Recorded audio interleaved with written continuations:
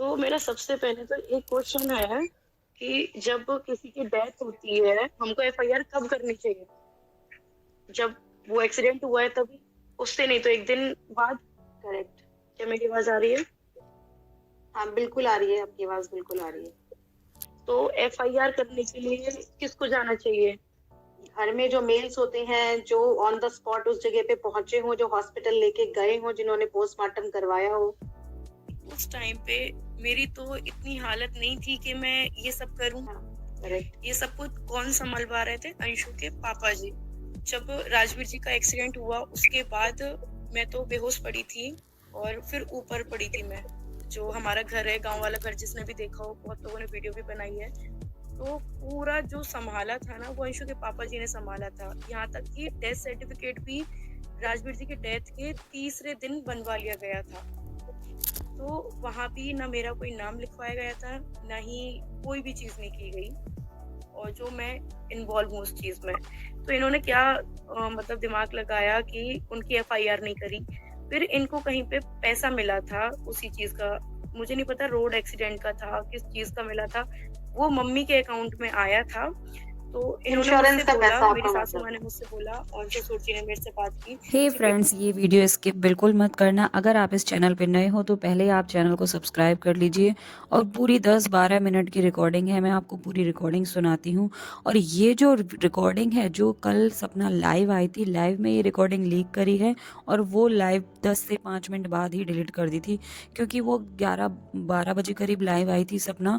और वो वीडियो पता नहीं क्यों डिलीट कर दी, क्योंकि उस लाइव में सपना ने सभी लोगों के सारे राज खोले हैं। सो फ्रेंड्स, वो डिलीट कर दी है और आपको मेरे चैनल के सिवाय ये रिकॉर्डिंग कहीं नहीं मिलेगी। सो फ्रेंड्स, स्किप करने से पहले आप चैनल को सब्सक्राइब कर लीजिए और पूरी रिकॉर्डिंग सुनिए, आपको सारी सच्चाई सामने आ जाएगी। बेटा हम अगर एफआईआर करते हैं तो उसके लिए मुझे डोलना पड़ेगा, और मैं कहाँ डोलूंगा? मेरी इतनी एज हो गई है, मैं अपनी जॉब संभालूं या छोटे बच्चों को संभालूं, और मैं जिसके लिए एफआईआर करूंगा वो मुझे मार भी सकते हैं, दुश्मनी भी हो जाएगी। और ये सब सारी बातें रखी, ये बातें भी कब रखी? जब 1 महीना हो गया। जब उस टाइम पे हमारे बुआ सासू वहाँ आई थी दोनों, और चाचा ससुर, बहुत सारे लोग थे वहां पे, इन्होंने ये वाली बात रखी। तो मैं उनसे क्या बोलूंगी कि अगर आपको ऐसा लग रहा है कि आपकी जान को खतरा है तो वो चीज मत करो। और 1 महीने से क्या कर रहे थे? जब अंशु के पापा सारी चीजें करवा रहे थे, वो 3 दिन बाद उनको ये याद था कि डेथ सर्टिफिकेट लेके आना है, उनको ये याद नहीं था कि एफआईआर करनी है। एक्सीडेंट हुआ था तब सबसे पहले आए भी अंशु के पापा जी थे वहां पे, हम लोग तो बाद में पहुंचे थे, वो लोग तो पहले ही पहुंच गए थे ना। तो सारी कार्रवाई, मैं तो देखो होश में नहीं हूँ, मेरे मम्मी पापा की कितनी वैल्यू होती है, कितनी इज्जत होती है, वो आप लोगों ने देख ही ली है। हाँ, तो ये चीजें उनका फर्ज था ना करवाना, क्यों नहीं करवाया? और किस तो चीज फिर के तो आई तुमको थिंक ये पैसे लोग मिले थे अगर जो कि मम्मी के अकाउंट में आए थे? क्योंकि मैं तो इसका भाई मतलब तो अपने फिर ये छत लोग पे ऊपर रहती हॉस्पिटल कि ले। ये चीज भी मुझे अंशु ने बताई थी, तो इस चीज को या तो अंशु क्लियर कर दें। ये चीज भी मुझे अंशु ने बताई थी, जब कोई बाहर बैठे थे, इनकी पैसे की पता नहीं क्या बात हो रही थी। मेरे को हर चीज से अलग रखा गया है, हर एक चीज से, क्योंकि सबका था कि इसको निकाल के फेंकेंगे। मेरा तो आज आधार भी आप लोग देखोगे ना, तो उसमें मेरे पापा का ही नाम है, मेरे पति का नाम भी अपडेट नहीं कराया गया। किसी की भी शादी होती, आज मेरी शादी को हुए 7 साल हो गए हैं, तो इतना तो समय दिमाग होगा, जिसकी भी शादी होती है सबसे पहले तो आधार पे नाम चेंज किया जाता है। तो मेरे साथ तो हर एक चीज में मुझे दबाया गया, झूठ, हर एक चीज में। तो ये तो सबसे पहले बड़ों का फर्ज बनता है ना एफआईआर करने का, सारी चीजों का। तो ये मेरा अच्छा, तो जवाब है। इसका मतलब जो और भी कोई जो क्वेश्चन है तो हाँ, पूछ जो सकते आप, हाँ, आप जो बोल रहे थे कि जो पैसा था, यानी कि जो इंश्योरेंस काइंड ऑफ हम बोले, तो वो इंश्योरेंस का पैसा भी आपको नहीं दिया गया, वो भी आपके इन लॉज के पास गया, वो पैसा भी? वो मुझे वो भी बताया उनके ही पास नहीं गया? गया कि कोई पैसा आया भी है या कोई चीज इनकी हुई है। इंश्योरेंस हाँ, का क्योंकि पैसा अगर अलग एक्सीडेंट, था, हाँ, वो मैंने अगर मम्मी पापा जी तो को, मम्मी के अकाउंट में आया था। उसमें क्या हुआ कि इनको इंश्योरेंस वाला पैसा मिलने वाला था, तो इन्होंने क्या किया, वो एक फॉर्म सबमिट जो भी होता है, क्योंकि डेथ सर्टिफिकेट में मेरा नाम नहीं था, इन्होंने अपना ही वो लगा दिया, वो मम्मी के अकाउंट में आया था। तो उसमें क्या हुआ, मेरे पास फोन आया, इंक्वायरी करनी चाहते हैं जब भी कोई ऐसा पैसा मिलता है ना एफडी वगैरह करेक्ट, किसी भी चीज का, तो इंक्वायरी होती है कि कौन इसके बच्चे हैं, शादी हुई है या नहीं हुई है। तो वो लोग गाँव गए थे, एक्सीडेंट का भी देखा, कैसे एक्सीडेंट हुआ, क्या हुआ। तो सारी वो इंक्वायरी करने के बाद उनको पता चला कि इसकी बीवी बच्चे भी हैं। तो बाद में कहीं ना कहीं से उन्होंने मेरा नंबर लिया, फिर मेरे पे फोन आया कि आपके हस्बैंड की ये म्यूचुअल फंड है और इसके इतने पैसे हो रहे हैं, तो वो आपके जो मदर इन लॉ है उनके अकाउंट में वो लोग मंगवा रहे हैं, ये सारी एफडी ले रहे हैं। तो तब मैंने उनसे खुद बोला था कि कोई बात नहीं, हम लोग साथ में रहते हैं, तो ये वाला पैसा उनको दे दो। तो उन्होंने मेरे को कभी कोई चीज बताई नहीं, अपनी कुछ भी चीज नहीं बताते कि क्या कर रहे हैं, क्या नहीं कर रहे हैं, ऐसा है। हाँ चलिए जी, हाँ ठीक है, जी। एक चीज तो अच्छी हुई है, एक सवाल तो आपने ही पूछ लिया, मतलब वो मेरा सवाल नहीं था। और मैं आपसे सपना जी कुछ पूछना चाहती हूँ, पहले ही मैं माफी मांग रही हूँ, ठीक है, क्योंकि ये मेरे सवाल नहीं है, मुझे तो आपसे कुछ भी नहीं पूछना। पर मैंने 3 चैनल देखे हैं जो कि काफी बड़े बड़े चैनल है, 3 चैनल है, ठीक है, तो वो आपकी बारे में सिर्फ नेगेटिव ही बोलते हैं, नेगेटिव ही बोलते हैं। मैंने काफी कमेंट्स भी किए कि भाई इतना भी मत बोलिए, अंशु की बड़ाई हर चीज में बस आपको ही नेगेटिव, इवन बातों को घुमा घुमा के इस तरह से शो करना, डायरेक्ट नहीं पर इस तरह से, जैसे वो फोटो भी आपने ही डाली है। पर उनके म्यूचुअल कुछ सवाल होते हैं जो मैं उनके सवाल आपसे पूछना चाहती हूँ, क्योंकि वो आपके हेटर्स हैं। और जब जो आप आज लाइव में आ रही है ना, ये छोटी छोटी क्लिप्स बन के कल सर्कुलेट होंगी, तो एटलीस्ट उनके पास उनके सवालों के जवाब हो, हमको तो कुछ नहीं पूछना आपसे।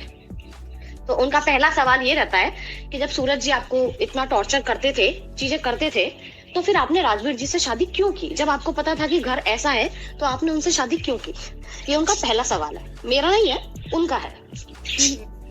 इसका मैं जवाब दूंगी कि मेरी बेटी 4 महीने की थी जब सूरज जी छोड़ के गए थे मुझे, और मेरी वो हालत थी ना कि लड़की समझ सकती है जिसके साथ हुआ हो, या फिर जो जिन्होंने मुझे देखा हो, और भी काफी सारी चीजें हुई थी। इस शादी की मैंने आपको बताया था कि जो मेरी सासू माँ थी वो तो खिलाफ थी कि ये शादी हम नहीं होने देंगे। फिर राजवीर जी ने मुझे समझाया और काफी सारी चीजें हुई, और कहीं ना कहीं उनका स्वार्थ भी मैं समझूंगी, क्योंकि उस टाइम पे ना ही राजवीर जी को कोई चैनल एडिटिंग, उन्होंने खुद भी आपको बताया होगा, और उसी से चैनल चलेगा, अर्निंग काफी अच्छी थी। तो उनका भी स्वार्थ था और मेरा सिर्फ इतना स्वार्थ था कि मैं कहीं दूसरे के यहाँ नहीं जाऊंगी, क्योंकि मैंने भी दुनिया देखी है कि ना ही कोई बच्चे को प्यार देता है कि अपने ही घर में रहूं, क्योंकि बाहर क्या दूसरे का बच्चा लेके कोई अपनाता नहीं है दुनिया में। मैं ये नहीं कहूंगी कि पूरी दुनिया ऐसी है, 1-2 लोग होंगे जो अपना लेते हैं,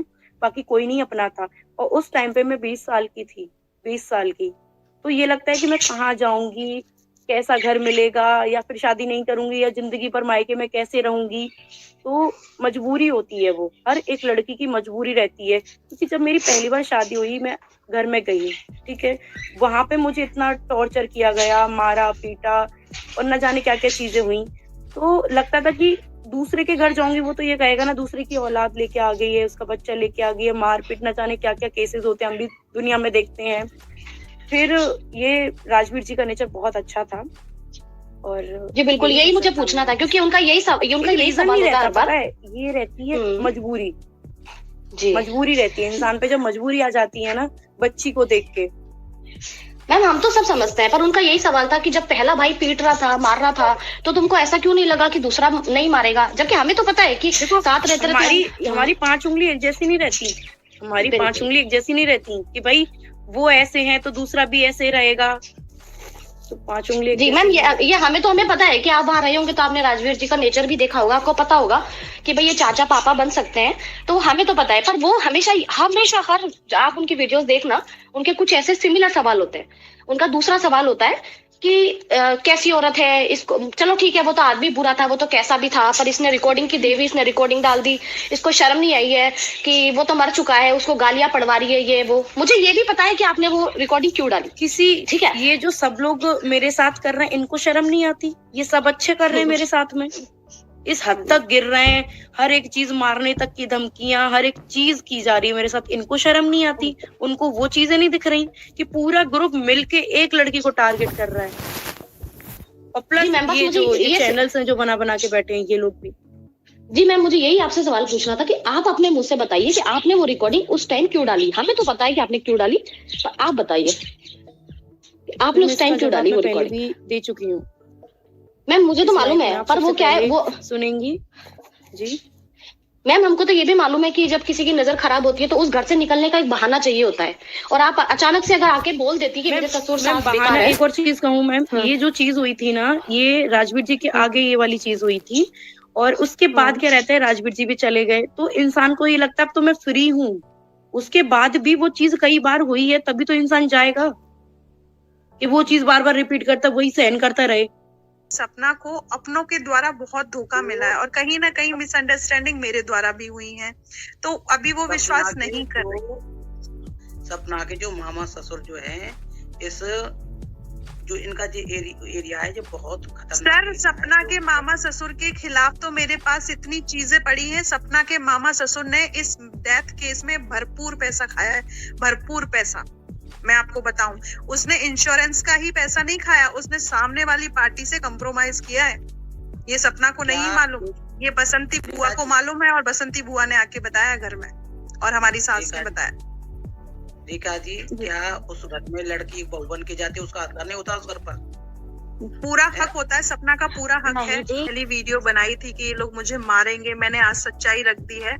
उस टाइम मैं आप लोगों को बता दूं, सपना ने भी वीडियो में भेजा था, बोला था कि पुलिस आई थी घर। वो पुलिस मैंने इसी डर की वजह से भेजी थी सपना के घर कि कहीं ये लोग सपना को मार न दे, सपना के पीछे कुछ हो। देखो वो वीडियो मैंने आपकी देखी थी। जी, मेरे पास सब कुछ है ना। जब मैं पुलिस उस घर तक भेज सकती हूँ ना, तो मैं सपना के लिए पाताल तक पुलिस भेज सकती हूँ, अगर सपना को इन्होंने कुछ करने की कोशिश करी तो। ये बात तय है।